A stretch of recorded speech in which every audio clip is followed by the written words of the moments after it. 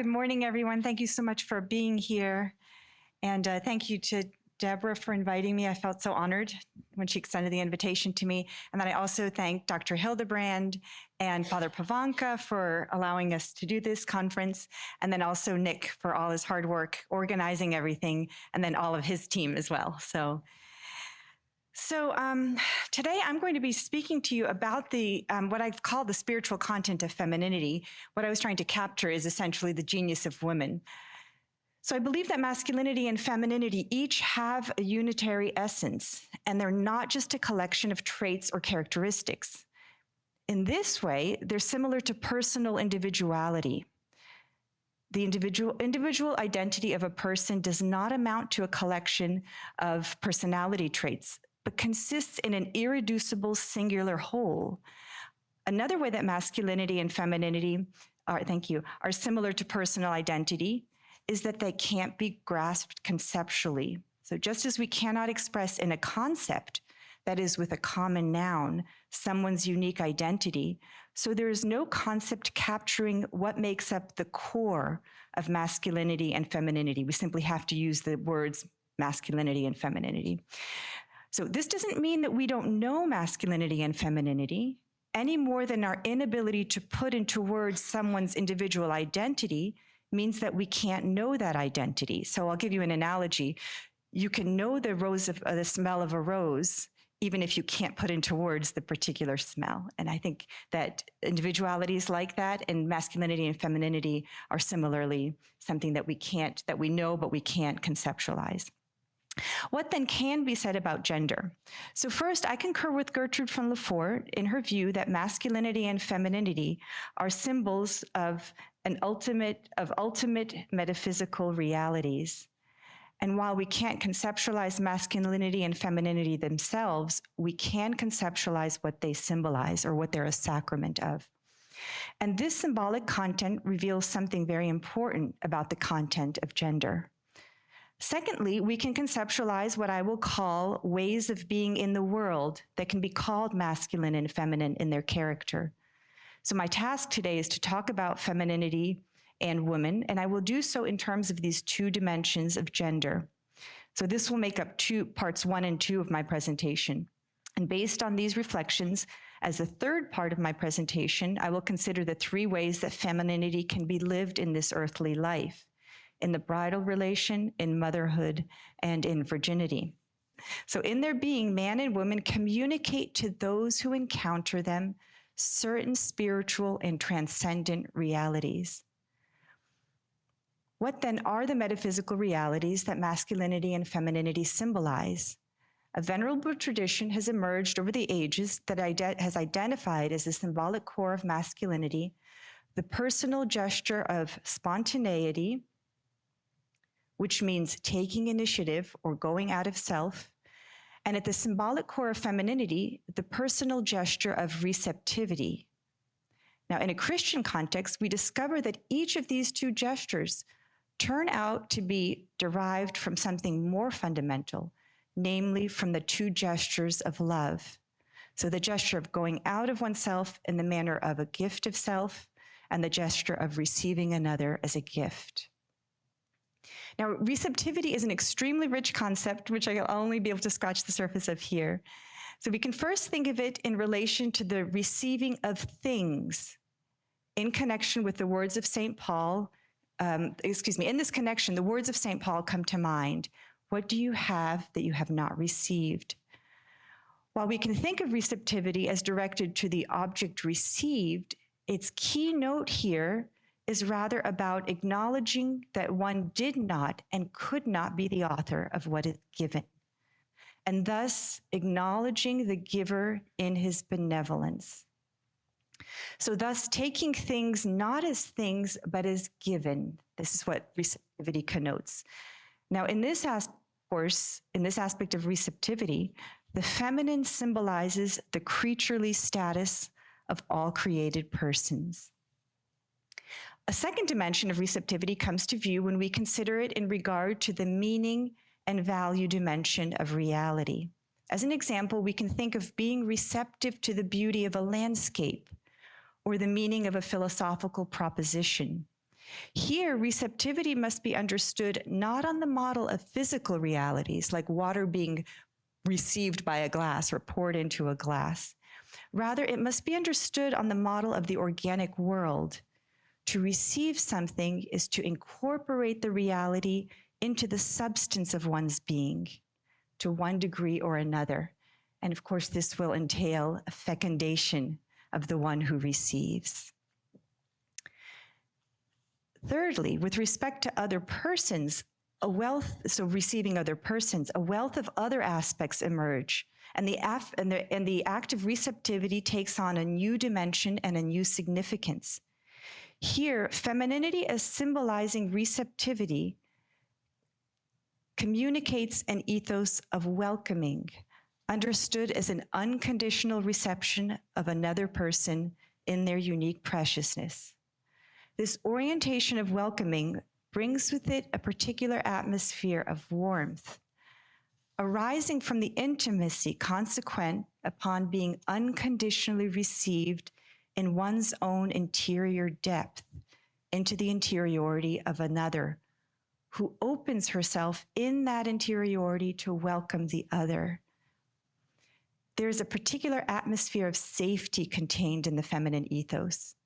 A safety not of the kind related to an external world that might be hostile. We find that safety connoted by the masculine, but a safety with respect to one's own interior being. This safety has a twofold reference. First, personal interiority corresponds to the reality of vulnerability taken in its most potent sense.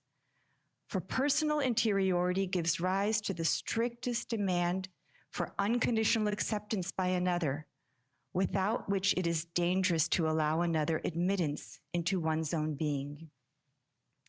Second, even apart from the danger of not being unconditionally received by another, there is what we could call a metaphysical and existential dreadfulness in being alone in one's interiority. So we heard discussion of Ratzinger's idea of person as relational, and without getting into the metaphysical dimension of that, there's something dreadful in thinking about a person existing alone and not in relation to others. So here, receptivity refers to this dimension of personal being. So this leads to our next point, which is that the ethos of the feminine is connected with the truth about personal being of greatest significance. The metaphysical status of personal being gives rise to a requirement of the strictest metaphysical kind, namely, the condition of personal existence is such that the person be held in existence in and through being unconditionally received by another. A person can be only if he is addressed with a positive gesture of being granted a space to be by means of the affirming gaze of another, which says, as it were, you are precious and I rejoice in your existence. This act of receiving is an act of great delicacy. It requires the deep involvement of the one receiving, but in such a way that the one who received takes up no space, but on the contrary, creates an opening within impersonal existence for the other to exist as a self. So it's evident in all of this that receptivity does not belong to the genus of passivity, but it is a species of act. But it is an act with a paradoxical structure. On the one hand, it seems to have little content, insofar as it consists of nothing but making space for the being of another.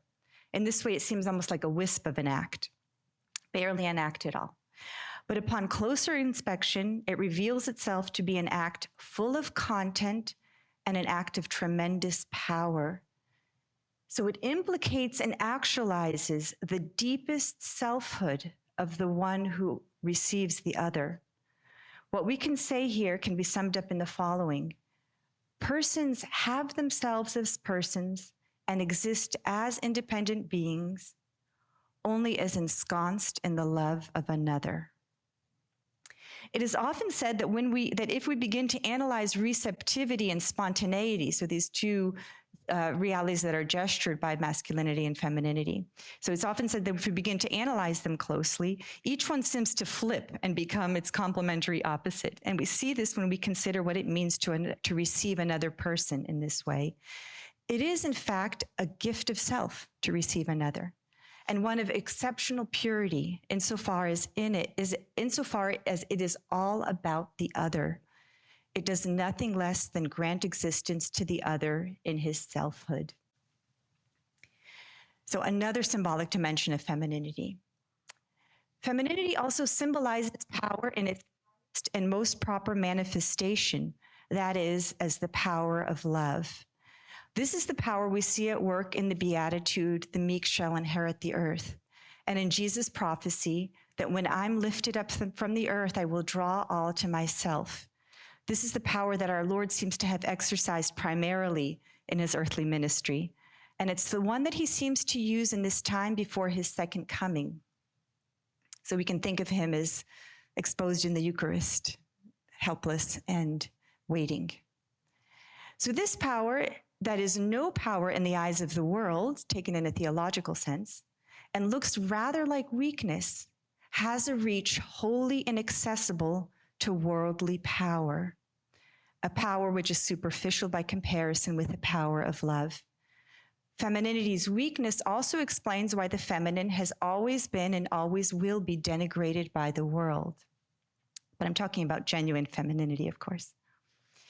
So now, while it's true that masculinity symbolizes the other gesture of love, the gesture of going out of oneself to make a gift of self, the ethos of femininity is, for whatever reason, at least it appears to be, closer to the reality of love than is the ethos of masculinity. I don't know why this is, but if we take things as we find them, it seems to be so. So in this connection, I have heard it once said that a home where the mother is absent is like a church without a tabernacle. The women's presence is the life-giving element within a home precisely because of this symbolic connection between femininity and love. Thus, the spiritual profile of the feminine as such is closer to the vocation of the human person as a whole than is the profile of the masculine. For as we know, only faith, hope, and love remain, and the greatest of these is love. Von Lefort also insists on being clear on what the symbolism of gender means and what it does not mean. So using the particular case of religiosity, which she believes is also symbolized by femininity, she writes, "We maintain that from the point of view of her symbol, woman has a special affiliation with a religious sphere, but to conclude from this that woman herself is particularly religious would imply a misunderstanding of this book. The matter concerns itself with a figurative aspect of the religious quality," and she says it's visual interpretation. Masculinity and femininity in their ethos also have an affinity with particular virtues. So we say that courage is masculine in its ethos, while compassion is feminine. But this is not to say that both men and women are not equally obliged to have all the virtues. Wow, that was a double negative. I apologize. So both men and women are equally obliged to have all the virtues, both the ones that are seemingly masculine and feminine. There's a good reason why we call them masculine and feminine virtues, but there's a reason. We don't want to say it's just because that only men are supposed to achieve these and women the others. There's a beautiful quote that I want to quickly give you. She says, thus, in the really heroic manifestation of manhood, the strong strain of womanly compassion appears, but under a masculine aspect. To the chivalrous man belongs the protection of the weak and helpless. So St. Vincent de Paul takes the abandoned child of the stranger to his heart, as a woman would, even though he's a man and a priest. And Aloysius Gonzaga, she says he's a typical figure of spiritual knighthood. Virginity appears also as a masculine virtue.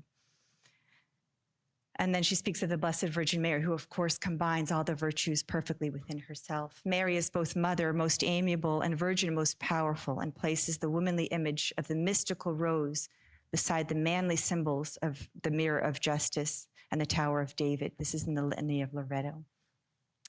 Okay, so now I turn to part 2, feminine ways of being in the world.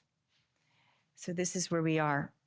In agreement with Edith Stein, I believe that masculinity and femininity have a spiritual content, and as such are realities located first and foremost within the soul And that's what I'm calling the spiritual core. It's the spiritual core which is the origin of the symbolic significance discussed above. And it's identical in all men and in all women. So no man or woman can fail to be a man or a woman because of this spiritual core, which is in some sense identical in all men and all women. As a spiritual principle within the human person, masculinity and femininity impose their stamp on the whole essence of man and woman. So Stein writes on this dimension of gender, this is a well-known passage, that she says, I'm convinced that the species human is actualized in a double species, man and woman. I'm not worried about that term species, although I could also have metaphysical problems with it, but species is a relative term. And I think she wants to say, well, first you have common humanity, and then within that you have a differentiation, and she uses the term species from that. I don't think it should pose any particular problem.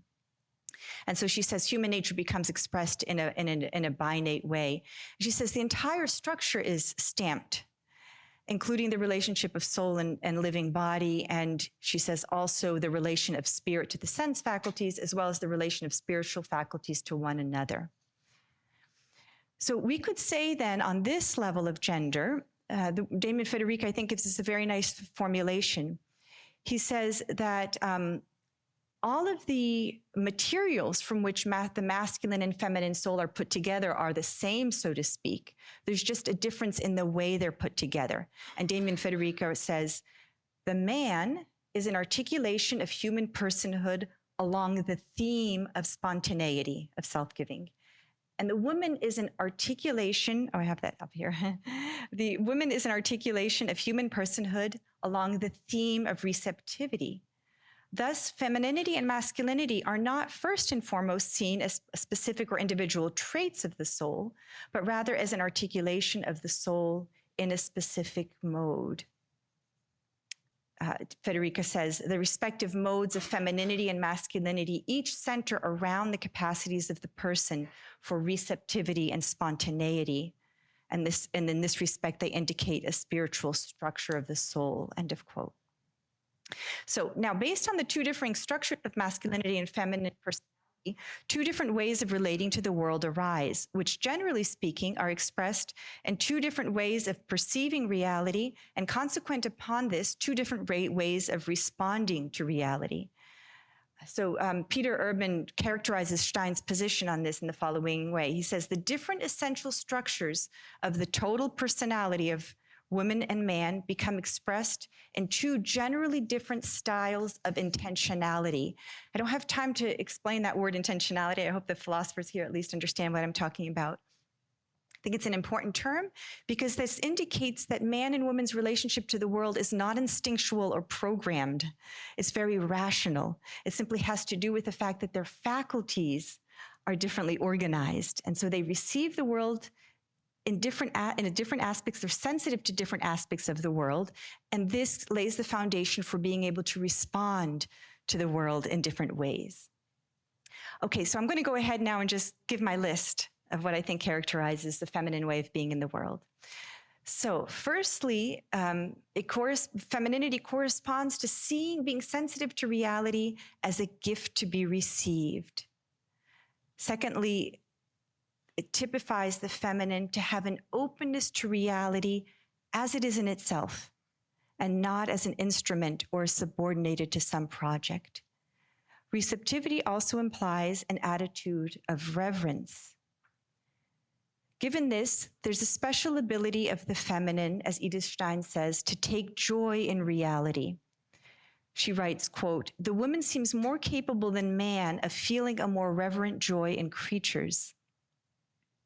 In terms of the feminine style of knowing, it seems typical that it corresponds to femininity to relate to beings as wholes. So everything I'm saying here, I want to say it's already been mentioned in one way or another in the conference. So the woman's receptivity allows her to grasp the secret of a being in its nature all at once. We could say there's a kind of metaphysical delicacy in how she cognitively enters into being in order to know it, whereby she doesn't dismantle it into its parts, as is typical of the discursive way of knowing. And the discursive way implies a certain distance from reality, whereas the way that's typical of the feminine way of knowing is to retain a certain intimacy with the object. And we call this style of knowing intuitive. Parallel to this way of knowing objects, a woman possesses a sensitivity to her own interiority. John Paul II was very clued into this dimension of the feminine way of knowing. A woman is in touch with herself in a way that is not typical of the masculine ethos. It's also typical of the feminine person to maintain an integrity or unity with the intellective and affective dimension of her inner life. Next, we see that there's a central place of affectivity within the feminine nature. This is characteristic of the way of being is to Edith Stein's philosophy of women. To understand how the centrality of the emotions can be a gift and not a deficit within the woman's nature, it is important to recognize that the emotions are capable of a rational relation to reality, and Edith Stein is very big on this. So it means that the emotions are actually responsive to reality as it is in itself, in its intelligible structure. Right? And also for Edith Stein, the emotive is a faculty of perception. It's a way of being in touch with the world. So Edith Stein will maintain that there are certain aspects of reality that we simply cannot apprehend except for in feeling, in the affective sense. So to give you a quote, Stein writes, such joy the joy that we spoke of requires a particular kind of perception of the good, different from rational perception, in being an inherently spiritual function and a singularly feminine one. So, and finally, all the features named above find a privileged expression in what is perhaps the most distinctive aspect of feminine nature, namely a special ability to live in the world of persons and to be capable of the many attitudes so important to personal relations. So the woman's openness to reality, her reverence, poises her to take on the correct attitude towards persons, namely an attitude of unconditional acceptance and welcome. It is because of her awareness of her own interiority that she is sensitive to being touched by the gift of another's entry into her own being, and she is thus able to receive that being. Stein writes, the soul perceives its own being in the stirrings of the emotions, and through the emotions it comes to know what it is and how it is. It also grasps through them the relationship of another being to itself, and then consequently the significance of the inherent value of exterior things, of unfamiliar people, and of impersonal things. All of this is also a foundation for compassion, which also seems to be a uniquely feminine gift. And of course, it belongs to the woman to have a special sensitivity to the intimate dimension of love. I think that love has various different dimensions. Some are more close to the masculine ethos, but there's an intimate dimension of love. And I think that it's entrusted especially to the province of the woman to be a custodian of that. So firstly, we've named some rather exalted characteristics, but the woman is fallen. And Edith Stein says she thinks that the woman doesn't possess these attitudes by nature. The initial form of feminine singularity is primarily a debasement and blockage of this true attitude. I think that might be going a little far, but she's emphasizing the fact that women are very fallen. But further, we should not hope to find them present to the exclusion of typically masculine capacities and way of relating to the world. Every person should maintain a kind of striving to have both ways of relating to the world, and here you see the complementarity of masculinity and femininity. Every person is also modified or determined by general humanity and by personal individuality. So according to Stein, this means that when it comes to the aspect of gender discussed in this section, individual persons will manifest feminine and masculine ways of being in differing degrees. So this is what she says in this connection. The strong individual differences existing within both sexes must be taken into account. Many women have masculine characteristics, just as many men share feminine ones. Consequently, every so-called masculine occupation may be exercised by many women, as well as many feminine occupations by certain men. Men and women have the same basic human traits, she says, although this or that trait predominates not only in the sexes, but also in respective individuals. Therefore, women may closely approximate the masculine type and vice versa. And this is connected to the individual occasion. And the reason I emphasize this, and the reason I'm happy with my metaphysical framework, is that I've met young people that are very relieved to find out that nothing can undo their being a man or being a woman. So you meet women who have more masculine types of inclinations and interests and so forth. And I work with many students, this age where they're just coming to know themselves, 18, 19, 20, and they tend to worry about this when they hear talk about becoming a woman or becoming a man, and they're very relieved to discover, no, it can undo your femininity or masculinity. And this is a kind of tertiary level of masculine and feminine being. I think it's very important to meditate on these ways of being man and woman, but we shouldn't give them an undue importance or give them the wrong place within the total personality. So the second thing that I'd like to mention here is that neither the perfection nor the goal of human life consists in realizing ways of being in the world. It's not the goal of life to be in a certain way in the world, in a masculine or a feminine way. Rather, the goal of life is to relate to the world in as objective and transcendent way as possible. We must grow more and more in our capacity to know reality as it is and to give the response that is required of us in every situation according to the call, and not as subordinate to our own subjective desires. That is, the vocation of every person is to attain the highest degree of virtue of which we are capable, according to the particular capacities granted to us. But for this to be possible, both masculine and feminine ways of being in the world will need to be actualized within us. And I'm convinced that masculinity and femininity flower on the back of virtuous action. In other words, it's a fruit of living in a proper relationship to reality.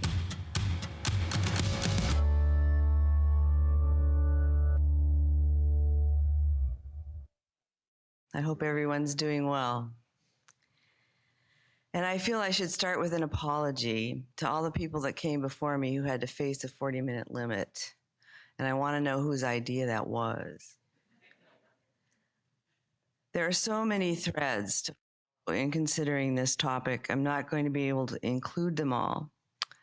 But I do hope to make a move in the direction of a more fruitful understanding of who woman is and what she is for.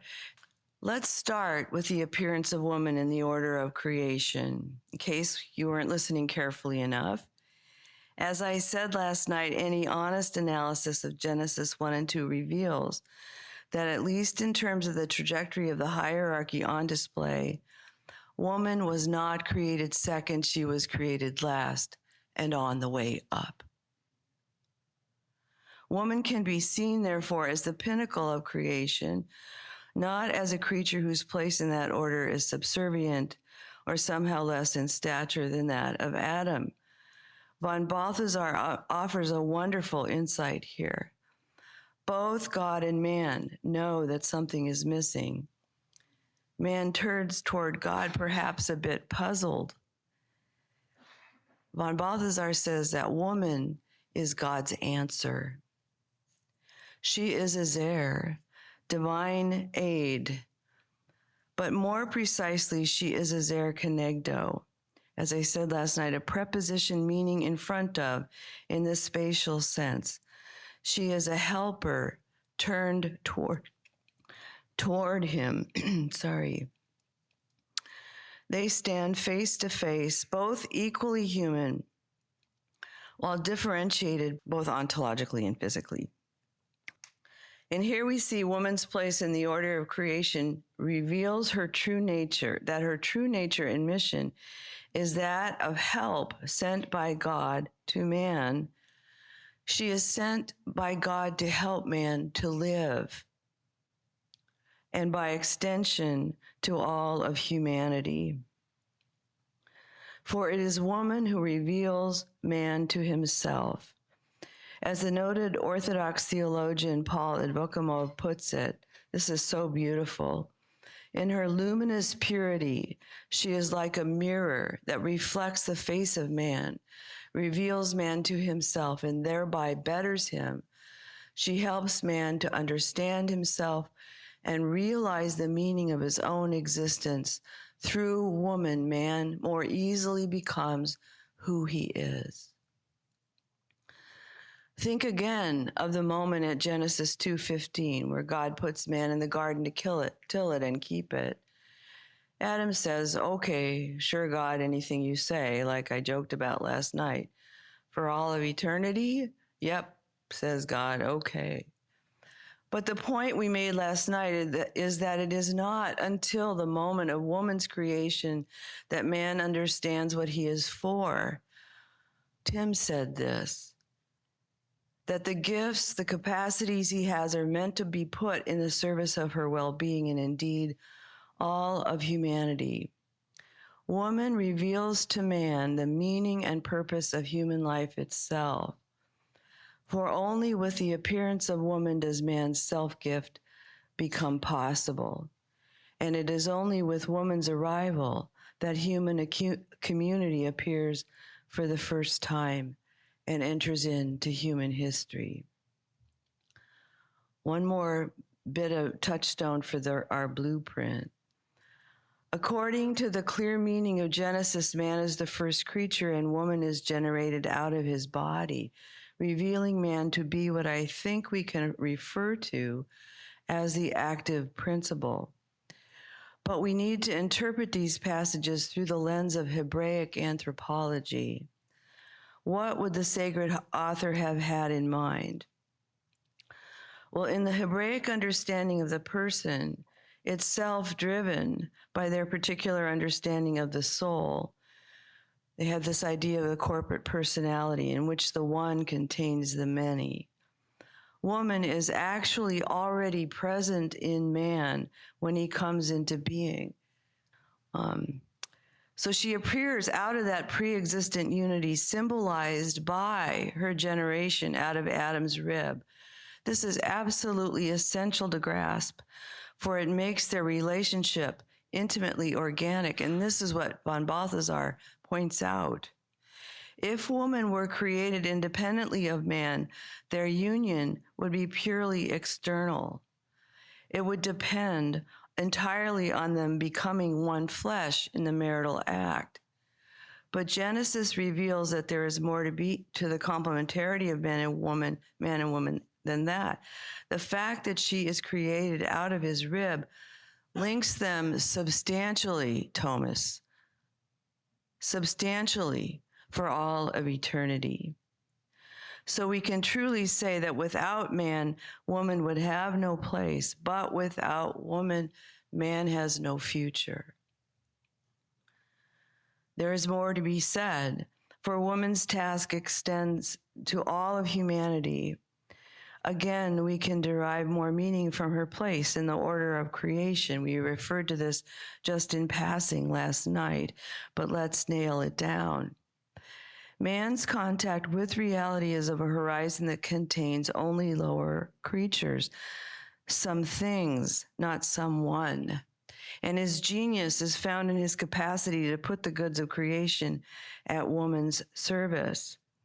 Indeed, as Tim said, I think, he acts on the world, and as Paul Advokamov describes it, fills it with his creative energies by asserting himself as master and Lord.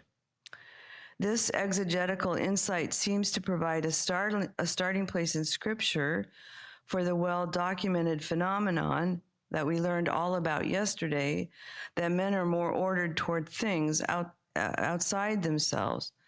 It's out of this incredible gift, this analytical gift, that we have entire systems of philosophical, theological thought, law, taxonomies of science.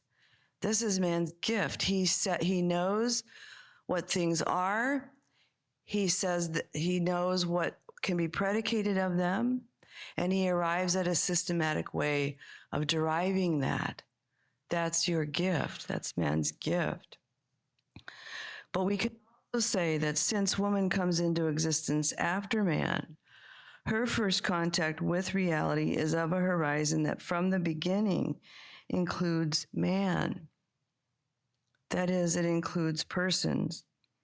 One can imagine Eve, a person also endowed with reason and free will, who upon seeing Adam would recognize another like her, an equal, while the other creatures and things around her appear only on the periphery of her gaze.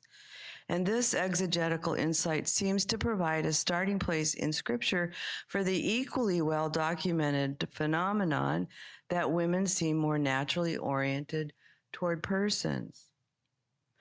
In Mulieris Dignitatem, John Paul argues that the feminine genius is grounded in the fact that all women have the capacity to be mothers, and that this capacity, whether fulfilled in a physical or spiritual sense, orients her toward the other, toward persons.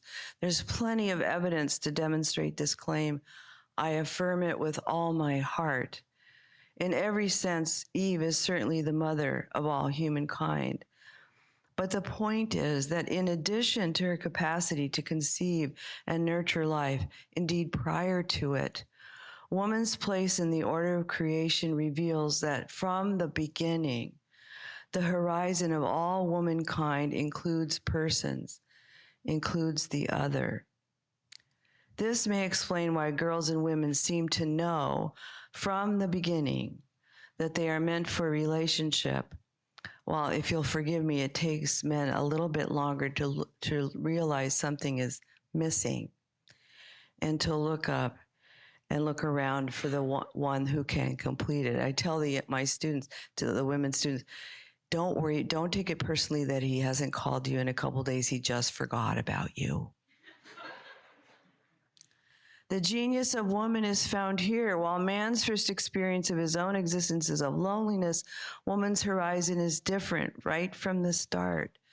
From the first moment of her own reality, woman sees herself in relation to the other. The fall will result in a disorder in this inclination. Her desire will now be for relationship with man, even when she knows he is using her as an object, that he won't call her back tomorrow, right? Happening on college campuses all over the country. But the preceding analysis has shown that this capacity to include the other is not a lesser quality. It is not something that only unnecessarily complicates things, like in my Honeywell story, diverting us from an otherwise clear line of sight to achieving results. Nor does it compromise women's fundamental intelligence or competence or ability to get things done. We are 98, 99% the same DNA. It shouldn't surprise anyone that women can be accountants and that men might like music, right? As Maria was saying, those are human qualities, human capacities. But woman's charism is to keep constantly before us the fact that the existence of living persons, whether in the womb or walking around outside of it, cannot be forgotten while we frantically engage in the tasks of human living. Woman is responsible for reminding us all that all human activity is to be ordered toward authentic human flourishing. John Paul argues that woman finds her moral and spiritual strength in the awareness that God has entrusted her with the care of the whole of humanity. Woman's considerable moral force comes from her mostly subconscious awareness of this responsibility. It makes her strong, even when she faces social discrimination. The moral authority of woman, displayed in so many human situations, is a gift from God given to her so that she can fulfill her role in creating a just and humane social order. St. Paul declares in 1 Corinthians 11:12, "For just as woman came from man, so man is born of woman, but all things are from God." It is this cosmic reality that has been overlooked throughout the centuries. It reveals the import of woman's place. For in fact, without her, none of us have a future. She comes from above. She brings new life into the world from above, and thus she points us toward that which is above. These facts are hidden from view, but are nonetheless the backdrop of all of our activity. Woman is the symbol and the manifestation of life, forgotten in our frantic activity in life here below. The power of her receptivity has been displaced by the priority given to the active principle, the masculine principle, often by women who have been tricked into thinking that their worth depends on becoming more like men. Woman needs to take her place anew, without asking permission, but also without belligerence. She has a place. It is hers to take. Let me explain. It is a matter of historical record that, for reasons too complex to consider here, woman has, ever so quietly, been considered inferior to man for most of human history. This now mostly hidden assumption can be traced to Aristotle's unfortunate claim that woman is merely a malformed male, a privation of the male. She's missing an attribute necessary to the full meaning of human. We all know that Aristotle was constrained by his metaphysical assumptions and that the flawed biological knowledge available at the time. He did not have a microscope. So he arrived at his conclusion through some suspect means, but we can forgive him. We all stand on his shoulders. But there is something even more essential at stake in this historical mishap. Aristotle's more significant error is that this otherwise great philosopher conflated receptivity with passivity.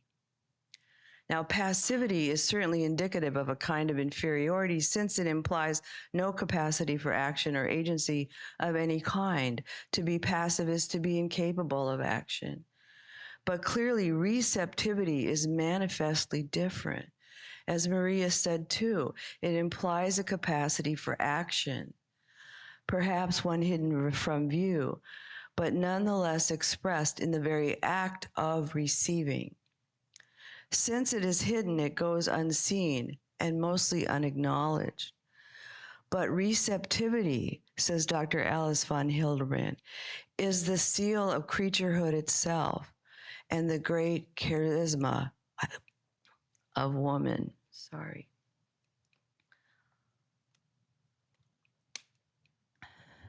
And here we come to the icon of the feminine principle, the mother of God, and to a further exploration of the meaning of woman. Consider the words uttered by Mary in her fiat, "Let it be done to me according to thy word." Here we find the most perfect expression of receptivity in the history of the world. A soul opening itself to God's grace. Clearly, this is an act of receptivity.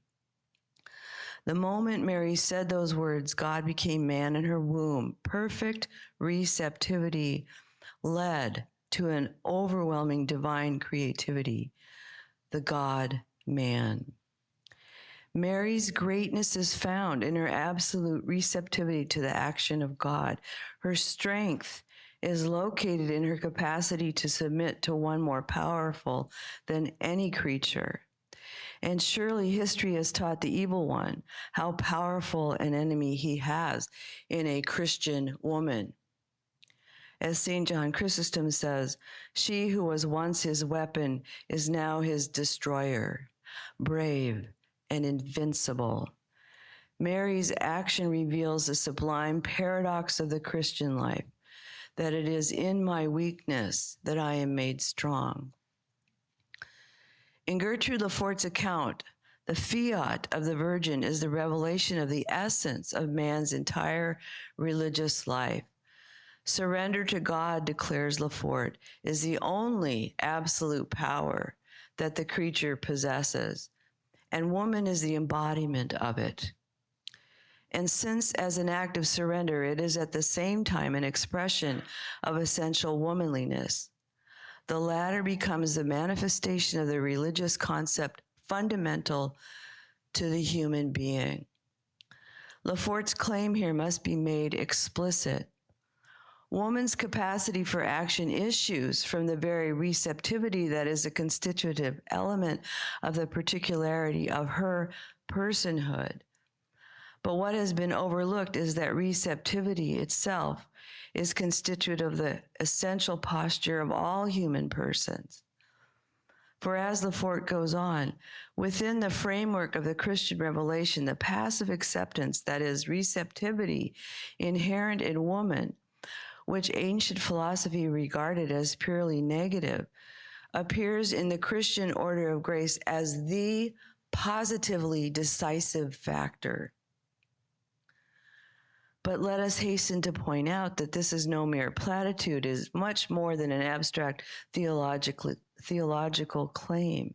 It is a concrete expression of the gift that woman is. She points us eternally toward the Redeemer, toward the eschaton. As Dr. von Hildebrand warns us, when piety dies out in women, society is threatened in its very fabric. For a woman's relationship to the sacred keeps the church and society on an even keel. When this link is severed, she continues, both are threatened by moral chaos. Thus, it is woman's power made manifest in its absence, for all around us the world is descending into chaos. Woman has lost her place, and so man has lost his. Despite the priority given to women's voices in the culture, it is precisely her voice, my voice, that cannot be heard, your voice, that cannot be heard in the echo chamber of contemporary discourse. The situation will not be cured, if you'll forgive me, gentlemen, by an overtly masculine understanding of reason as a kind of cold, rationalistic interpretation of life. This is but a caricature of reason, one that has become ossified and which flounders into abstractions that will inevitably leave man starving. Nor will our moral crisis be resolved by the now androgynous attraction to activism and a creativity void of reflection.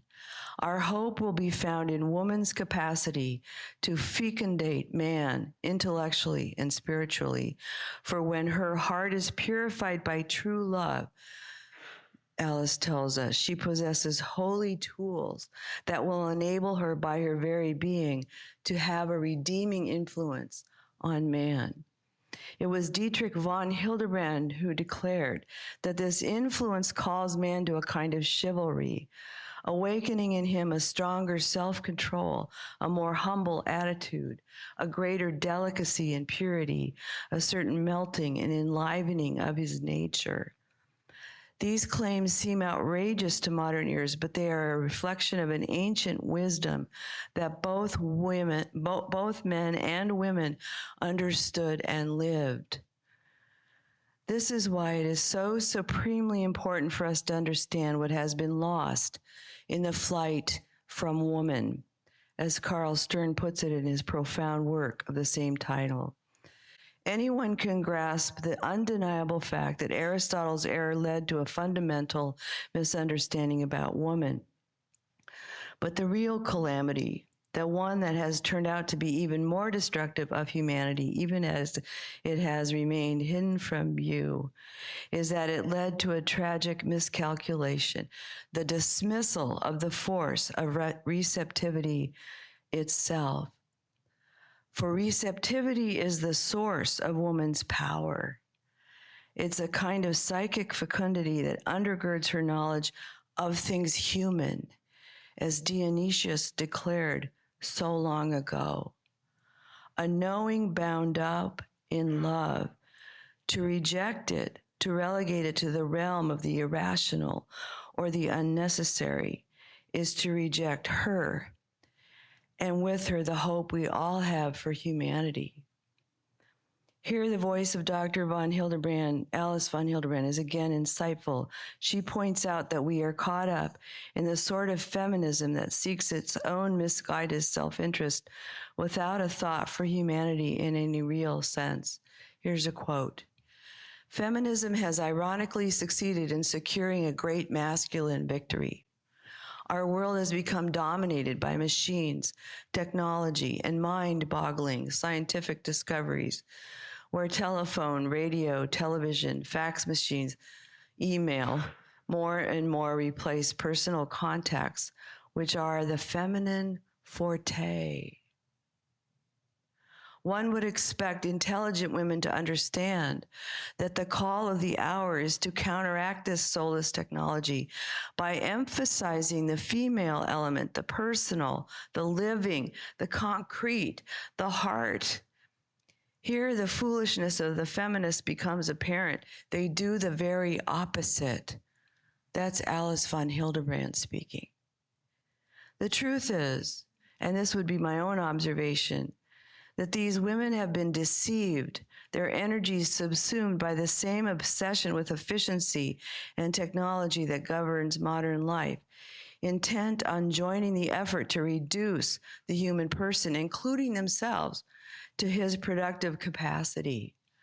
Woman, by rights, tasked with the care of all humanity, has instead joined forces with the frenzied activity of a relentless push for power and worldly achievement underway in every quarter, and is quite clearly leading to a future in which what is authentically human no longer has a place. Again, Dr. von Hildebrand tells us, our society is waging a war on femininity. The modern world of machines and techniques is a world in which, by its very being, the feminine element is systematically eliminated. We find an echo of her insights in the words of Joseph Cardinal Ratzinger, who declared in 1985, that woman who is creative in the truest sense of the word by giving life does not produce.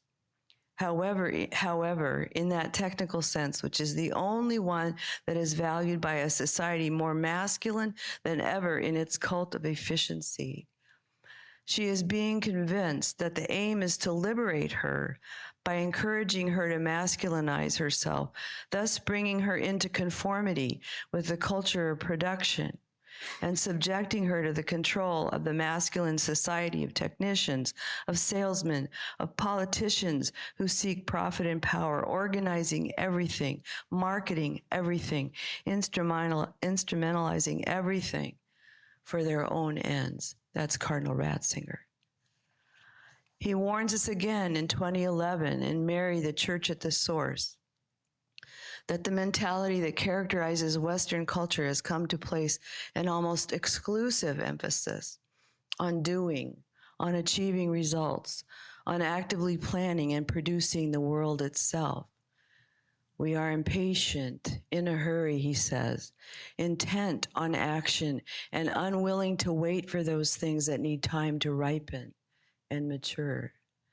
Indeed, in our age of activism, in today's intellectual climate, it is almost exclusively the masculine principle that counts.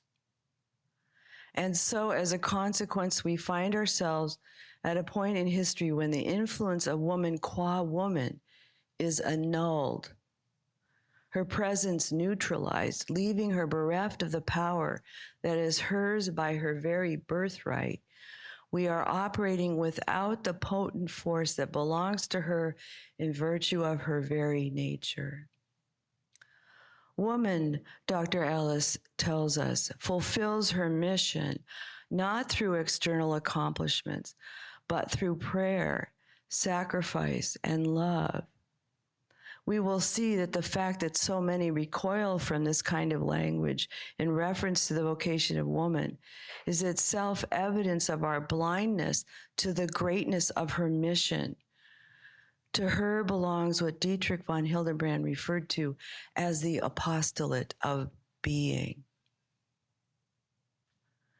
And so we see that the question of how we might bring that power to bear on our questions here has truly cosmic significance. For as Lefort tells us, only in the harmonious interactions of these polar forces, she's here referring to masculinity and femininity, receptivity and activity, only in the harmonious interactions of these polar forces is the law of an orderly cosmos fulfilled. But, she says, there is only one way to achieve that harmony. It will require man to confront his own narrow view. There is no way forward without man's cooperation, declares the great Russian Orthodox theologian Nikolai Berdyaev. If you have not read him, my gosh. Yeah. Ironically, he goes on to say, this is Berdyaev, male culture is too rationalistic, too far away from the immediate mysteries of cosmic being. It is through woman alone that man can return to them. But if we are to accept John Paul's claim that Mary is the sign of the woman, the icon of womanhood, and as the fullest expression of the feminine genius, the model for all women, then surely we are to conclude that it is woman's explicit task to bring the divine presence into the world. She is to be the channel through which it reaches into the family, into the economic sphere, into the political realm, even into the church.